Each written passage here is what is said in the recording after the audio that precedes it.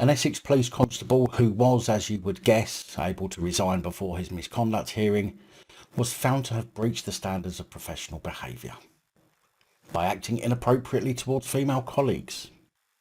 Surprise, surprise. Former PC William Reeves, who seems to have been a probationary copper, was found to have committed gross misconduct after behaving inappropriately towards two female officers who were also going through training at the Essex Police College. Not only that, but former PC Reeves was said to have insulted a member of the public whilst off duty and not in a police building. Okay. Now, what exactly is going on here? I'm noticing a worrying pattern of behaviour from the police recently, and not the ones committing offences, but the ones in charge. I've said this before, how we will start to see more police being found guilty of something whilst not on duty, and this again is yet another case of that. But also I've noticed an increase in police who were still in their probationary period being ousted by the police force. I do not for 1 minute believe it's because the police are being more proactive and vigilant. I mean, they can't even get it right when dealing with the public. What makes any of you believe that they can get it right when policing their own? Especially with what we've had to witness over the past few years. I see this as nothing more than another propaganda drive. Not only are they trying to suggest that police criminals all choose to do their offending off duty, which we know is complete horse crap, as many of us have been victim to their abuse whilst they are on duty, but this new narrative of them catching people whilst in training rather than catching plod once trained is another jackanori that seems to be spinning in what appears to be an attempt to make it look like they're actually doing something.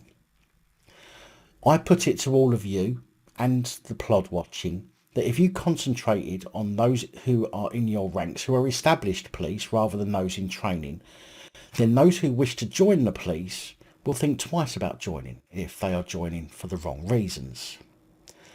This smokescreen of making it look like you are doing something while the cretins who are already patrolling the streets, which isn't something that really should be said these days, as they're more likely to be patrolling social media or the donut shop, are the ones who need to be checked, analysed and stopped if they're not the right quality to be a copper. Psych evaluations on current plod is what's needed, with a dismissal if they are deemed to be, by an independent evaluation by the way, to be unsuitable to be police. Now this will stop many of those with delusions of grandeur or psychotic traits from attempting to join, and for those who do still try to join, and let's face it, the idea of that much power and protection is going to encourage some to still apply, will be easier to spot and to stop. At the moment, the issue is less about what you might employ rather than about who you already employ, and that needs fixing first. Anyway, back to former PC Reeves.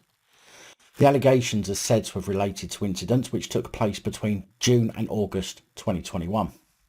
The misconduct hearing took place on Monday, July the 18th, and a panel chaired by independent, legally qualified Harry Ireland found the allegations that Reeves breached the standards relating to authority, respect and courtesy and discreditable conduct to be proven. It was therefore decided that had former PC William Reeves not resigned, then he would have been dismissed. Police Deputy Chief Constable Andy Proffitt said, "I expect everyone in Essex Police to be respectful, courteous and professional. It is clear that former PC Reeves did not share these values. His behaviour towards female colleagues was completely unacceptable. As we continue to recruit and grow as a force, Essex Police is committed to ensuring all officers and staff are here to protect and serve each other. Protect and serve you, the people of Essex, and treat their colleagues with respect and courtesy." Now I'm surprised the police can even see where they're going these days with so many smokescreens in place to mislead the public. These stories, these reports about misconduct hearings for probationary plod and off-duty plod are solely being engineered to appease the public into thinking that the police are taking action, when in reality the ones being dismissed from training are not the ones we need to worry about. Well, not as much as those who are seasoned police, who have learned the tricks of how to twist someone up and get away with it, how to plant evidence, how to abuse people in the course of their duty, and what exactly they should say in order to get out of trouble. Think about it. In every profession, there are shortcuts or blags that you can pull to get you out of the crap. If anyone watching this doesn't think that after nearly 200 years, the police haven't got their own unofficial book of tricks that they all share with one another to help them get out of trouble, then you're an idiot.